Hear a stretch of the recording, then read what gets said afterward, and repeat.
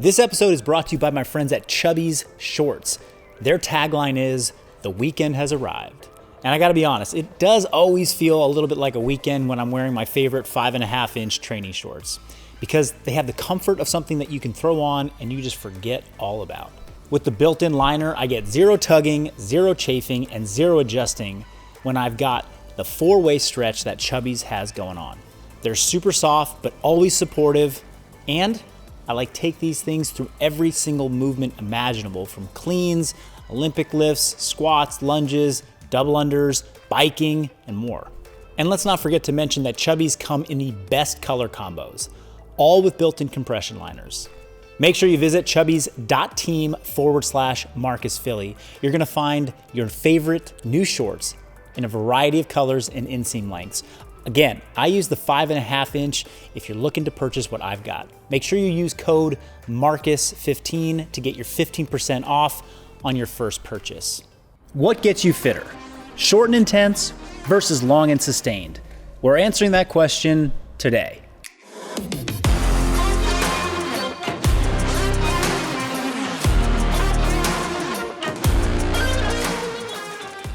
Have you heard of the 7-minute workout? I've heard lots of variations on the theme that short, super intense workouts are just as good, if not better, than long and sustained ones. And if you like to pack the most into every workout and get through your workout fast, you might feel like you get a big bang for your buck by jacking your heart rate up and giving 100%.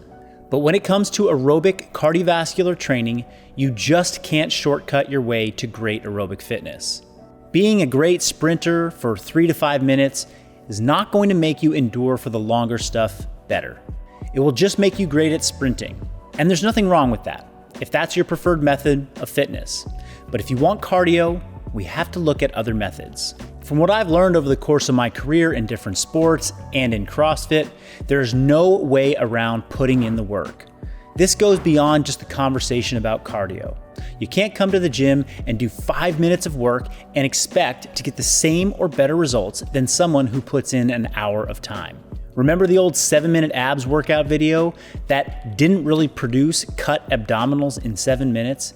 Yeah, those fitness models were lifting weights, eating right, and were lean way before they ever stepped foot on the stage for their 7-minute ab workout video shoot.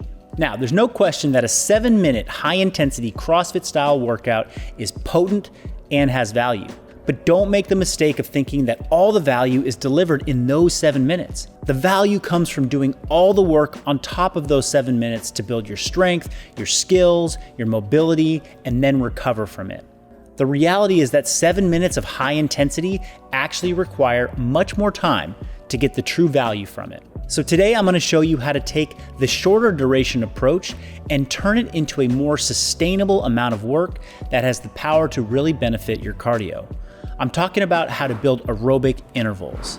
I'm going to illustrate 2 different aerobic sessions for you that leverage shorter intervals and longer intervals, both allowing you to build cardio and strength in a single session.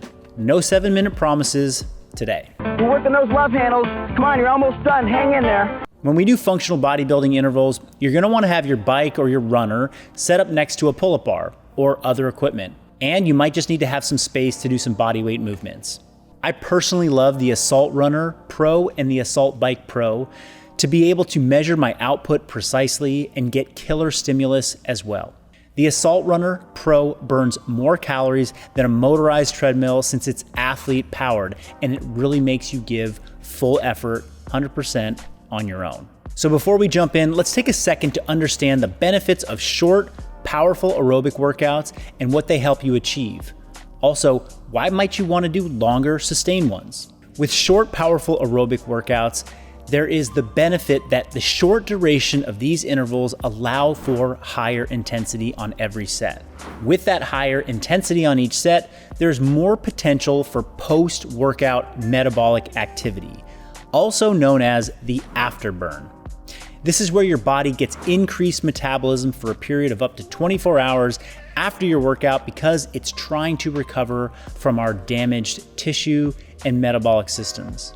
The downside to some of these shorter, more powerful interval sessions is that sometimes you just don't feel up for the level of effort that is required for these shorter, powerful aerobic workouts to be beneficial.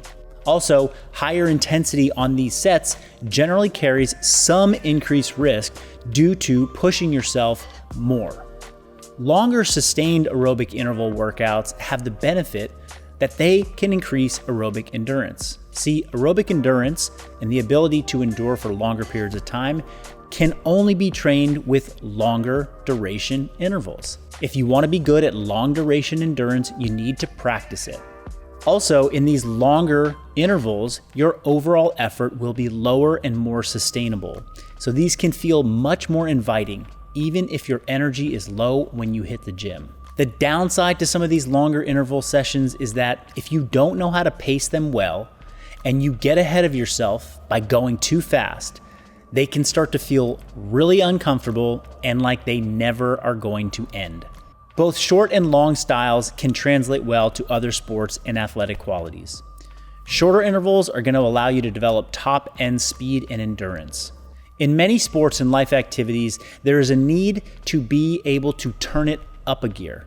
On your weekend pickup basketball game, when you want to hustle down the court on a fast break, you need another gear. When you're hiking with your friends and you want to catch the best views in the valley, you might need to dig deep for another aerobic gear as you step up and get up to climb that super steep hill. Shorter aerobic power intervals are great for building up your top end gears, all while putting in repeated sets so that you accumulate longer total time that is needed to get your aerobic system built. Now, longer intervals are very well suited for teaching you what your sustainable gear looks like and feels like. What is a pace that you can hang on to for a long time so you always know you aren't going to bonk? I've seen it countless times on the trail when I'm out for a ride or a hike. Someone pushes themselves too hard on the first climb, and then they have to sit down for the next 15 minutes or longer just to get back to baseline so that they can continue. Similarly, you don't want to be that person in your sport that is great for the first quarter, but then sees their second through fourth quarter performance tank. Building up your longer, sustainable fitness is key if you want to overcome this, and longer interval aerobic training works great to support you here. So what do? Well, personally, I like to cover a lot of ground with my fitness, so I do some of both, perhaps too short and too long per week. This is the exact approach that I took when I wrote my Aerobic 40 ebook, and you can learn much more about that in the description below. But for now, I want to show you each type so that you can go ahead and try this out for yourself. These workouts combine breathing and body weight resistance for athleticism, fun, and variety. In this first example, I'm going to break down the shorter intervals that combine body weight strength and cardio. To start this workout, you're going to begin with 5 sets. Each one looks like this. You're going to perform 200 meters on the AssaultRunner Pro. When you get done, you're going to pick up your jump rope and you're going to perform 40 double unders. If you don't have this skill yet, then you can easily substitute in single unders. After you finish your double unders, it's 10 push-ups, and that completes set number 1. You'll take a 45-second rest and then begin set number 2. After you've completed all 5 sets of run, double under, and push-up, take 2 to 3 minutes of a break. Next up, we're starting the second half of this workout, which includes 5 sets of the following movements. You're going to pedal for 500 meters on your Assault Bike Pro. When you finish those 500 meters, hop off and perform 10 body weight lunges, followed by 10 hanging leg tucks, or for you more advanced athletes out there, 10 toes to bar. After your toes to bar or hanging leg tucks, you take a 45-second break. Then it's time to start round 2, and you'll complete that same circuit for 5 total sets. In total, this workout has 10 working sets. You're gonna get time on the runner, time on the bike, while also doing lunges, push-ups, hanging knee tucks, and double unders. These intervals will last anywhere from 1:30 to 2 minutes. On each set, you should feel like you're pushing yourself, yet you're remaining in control. How can you gauge this? Well, if a set takes you 1:30 seconds to finish, then I think it should be no problem for you to hold that same exact pace for an additional 30 seconds, meaning you always have a little something in reserve.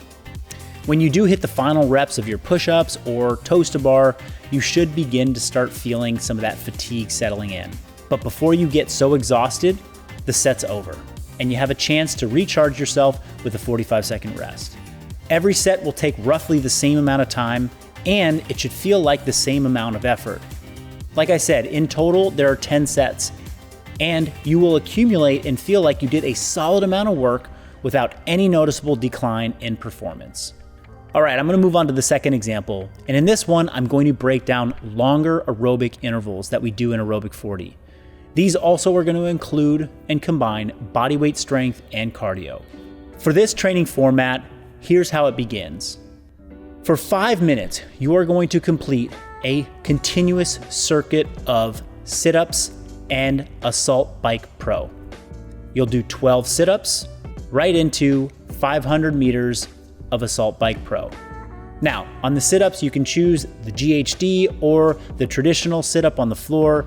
Either works well for this. Just make sure you choose the movement that suits your ability level and your skill level. After 5 minutes, you're moving on to the next circuit immediately. This circuit is also going to be 5 minutes long, and it's going to include a static chin over the bar hold for 15 seconds, 10 push-ups, and a 200-meter run on the AssaultRunner Pro. You'll continue to do that circuit for 5 minutes continuously. At the end of 5 minutes here, you're going to move immediately into the next circuit. This circuit is going to start with 10 jumping lunges, followed by 20 double unders, and finally a 500-meter Assault Bike Pro. For 5 minutes, you'll complete that circuit at a moderate effort.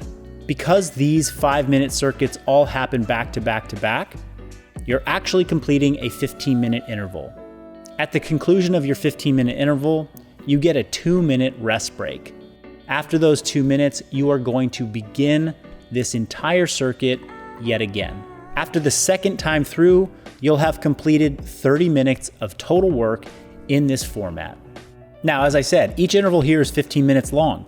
That is significantly longer than the 90 to 120 second intervals that we showed you before. Therefore, the pacing really needs to be much slower. I always tell folks who are doing this type of work to start slower than they think they need to.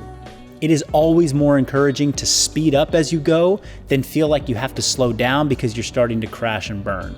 On each 15-minute interval, I want you to feel like you have a pace that you're performing that you could last 20 or even 30 minutes without having to slow down. Remember, cardio is not built in 5 minutes. Cardio takes time. When I approach cardio in the gym, I love to use intervals that combine bodyweight movements and traditional cardio tools.